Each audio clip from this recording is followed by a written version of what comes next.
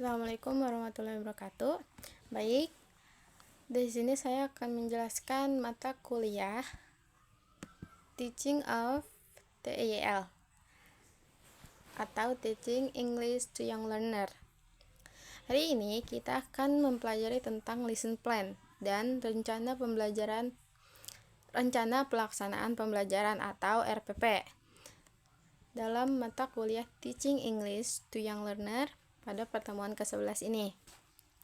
Apa itu lesson plan? Lesson plan adalah sebuah learning plan yang berisi langkah-langkah kegiatan. Langkah-langkah kegiatan siapa? Langkah-langkah kegiatan guru dalam pelaksanaan pembelajarannya, mulai dari tujuannya, materinya, aktivitasnya, hingga penilaiannya. RPP disusun agar proses pembelajaran berjalan terencana, terarah, efektif, dan sesuai tujuan apa yang ingin dicapai pembelajaran tersebut. Yang kedua yaitu komponen utama dalam RPP. Bagian ini memuat informasi dasar seperti nama sekolah, mata pelajaran, kelas tingkatnya, nama gurunya siapa, semesternya, durasi pertemuannya berapa, atau topik pembelajarannya apa. Topiknya misalnya adalah color, animal, family, bisa. Atau topik bisa disesuaikan dengan usia siswanya, jenjangnya, serta kebutuhan pembelajarannya sendiri. Yang ketiga itu ada learning objektifnya, tujuan pembelajaran yang menjelaskan kompetensi apa yang diharapkan setelah siswa mengikuti kegiatan belajar tersebut. Tujuannya harus terarah dan jelas, sederhana, dan terukur agar kita tahu apa yang ingin dicapai setelah pembelajaran ini selesai.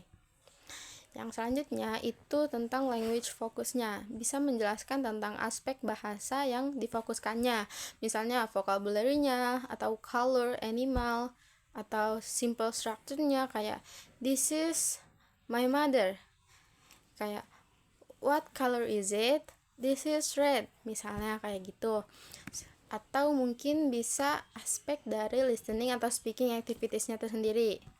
Selanjutnya itu teaching materialnya bisa menunjukkan sumber belajar yang digunakan seperti lagu-lagu. Karena ini kita adalah pembelajar muda seperti jenjang SD, kita harus variatif.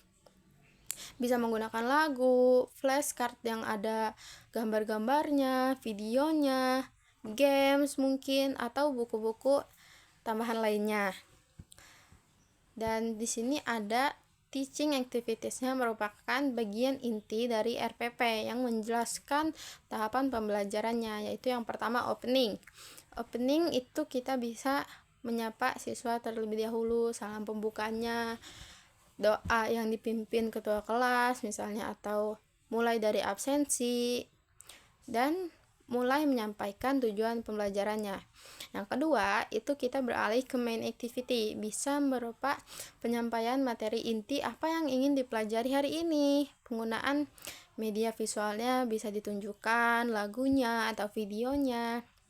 Dan setelah itu, kita bisa memberikan latihan atau activities seperti tebak warna, atau mencocokkan gambar, atau bisa matching games, atau bisa menyebutkan gambar apa itu, bisa. Dan selanjutnya itu ada closing. Di sini, di closing ini kita bisa berupa review materi apa yang tadi kita sudah pelajari, bisa berupa pertanyaan-pertanyaan singkat, mungkin, atau rangkuman pembelajaran tadi. Dan selanjutnya adalah salam penutup. Dan terakhir, biasanya kalau anak pembelajar muda itu masih banyak tugas seperti PR. Nah, kita bisa memberikan PR-nya sebagai alat ukur sampai mana dia bisa memahami pembelajaran hari ini. Yang selanjutnya itu ada assessment.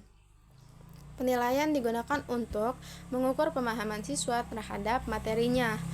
Bisa berupa hasil latihannya, tugas rumahnya, lembar kerjanya, atau mungkin keterlibatan dia di kelas, bisa.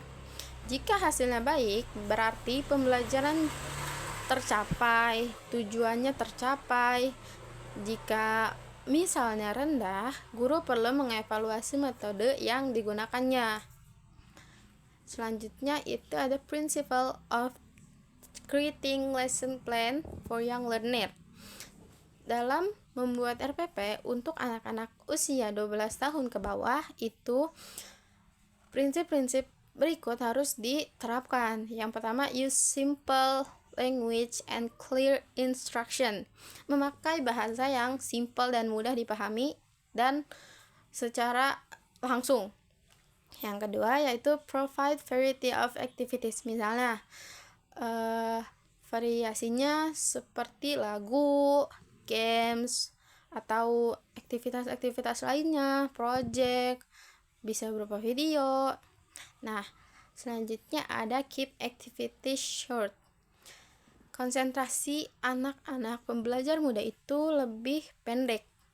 Jadi, kita tuh harus tetap memastikan bahwa pembelajaran ini tidak terlalu berlarut-larut karena anak-anak mempunyai fokus yang sangat pendek. Konsentrasi anak jadi terbatas. Jadi, aktivitas yang harus berupa aktivitas singkat dan dinamis, tidak bertele-tele. Yang keempat yaitu provide rewards, seperti misalnya pujian atau stiker-stiker atau hadiah atau mungkin tepuk tangan atas pencapaian apa yang sudah dia berikan tadi atau sudah dia lakukan tadi. Yang kelima yaitu use visual and body movement. Anak usia dini bisa lebih mudah belajar dari hal yang konkret dan terlihat oleh matanya sendiri secara pengalaman nyata mereka sendiri. Baik, itu saja yang bisa saya sampaikan. Terima kasih. Wassalamualaikum warahmatullahi wabarakatuh.